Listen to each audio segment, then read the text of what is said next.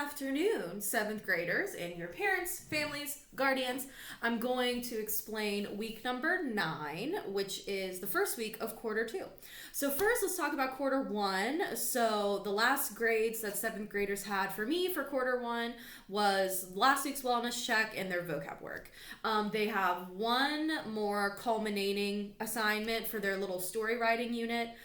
That'll be due Sunday, I think it's the 18th. Technically, that's not quarter 1. So that assignment's going to be on quarter 2. But the new unit for quarter 2 is our short story unit. Woohoo! So we're going to read 6 short stories, and then students are going to write an essay where they have to use at least 2 of them. So we're trying to synchronize texts, trying to compare and contrast. So we'll be working on that for the majority of quarter 2. And then hopefully we'll be able to read A Christmas Carol, and then the students will be able to write personal narratives, which is usually what I do, obviously, in the winter time. So I like to do that, but we'll have to see how far we get. So for week number 9, students don't have vocab. They do have a journal. The 7th graders really wanted the journal back because I gave them one and then I didn't. And they were like, we like the journal. And I said, okay. So I'm giving them a journal because quarter 1 is over. This journal has them kind of reflect and assess their performance in quarter 1, and then it has them set some goals for quarter 2.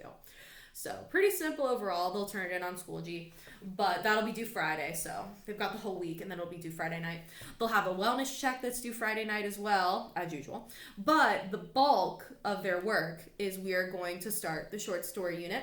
So I use something called signposts, which is a type of interactive reading. So signposts, there are 6 different ones, and they all indicate important stuff in stories. So it talks about realizations that characters have that are important. It talks about words of advice they get that are important, all those tropes that you see in stories. So each class will read a story, and then we'll go over a signpost, and the students will collect textual evidence, and that textual evidence will be due on Schoology, and then all the textual evidence they can use for their essay that they'll eventually write. So as we read all the stories, we'll all collect evidence together, and then they'll write their essay at the end, and they'll already have a bunch of stuff. All the short stories are digital. They are all posted on Schoology. So students will be able to read them digitally. I've also got it, you see the lesson plan is below. I've also got the stories linked on the lesson plan if you want to read them. 2 of my favorite authors this first week, Langston Hughes and Malcolm X. So really excited about that. We have an excerpt from Malcolm X's autobiography, and then Langston Hughes is a short story called Thank You Ma'am, which are 2 of my favorites.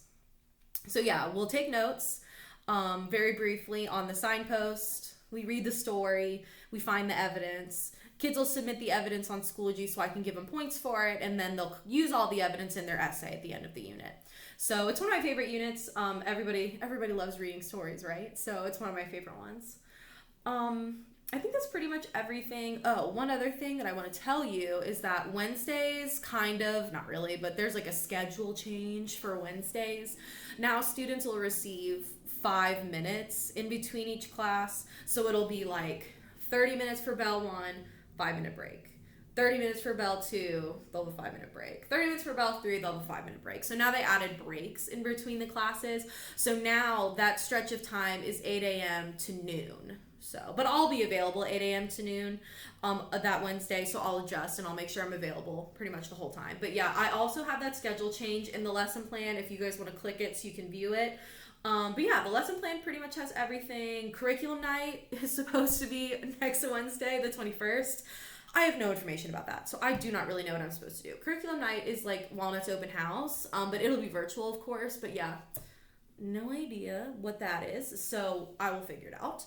I've also got some information. 7th graders I'm doing a virtual boogie bash for 7th grade. Typically in junior high, we throw a Halloween dance called the Boogie Bash. But because they can't do that, I'm doing some virtual events. There's a costume contest and a dance competition. So if your student wants to submit their costume, or if they want to submit them dancing to Halloween music like we usually would at the dance, we have 2 competitions for that right now. That could be fun. I have that information on the lesson plan. Just trying to keep them doing some fun things. I think that's everything. First quarter grades are finalized at this point. So if they have any questions about their grade, they're going to need to ask me before Thursday, because Thursday the 22nd is technically when grades are being stored, but I wanted kids to have all their work turned in by Friday because like obviously we're starting a new unit. So if they need to talk to me though, they can. I mean, I might be able to make some last minute changes in case anything goes down, but I think that's everything. So definitely view the lesson plan if you're curious about the unit. But I think it'll be fun. I'm excited for quarter two.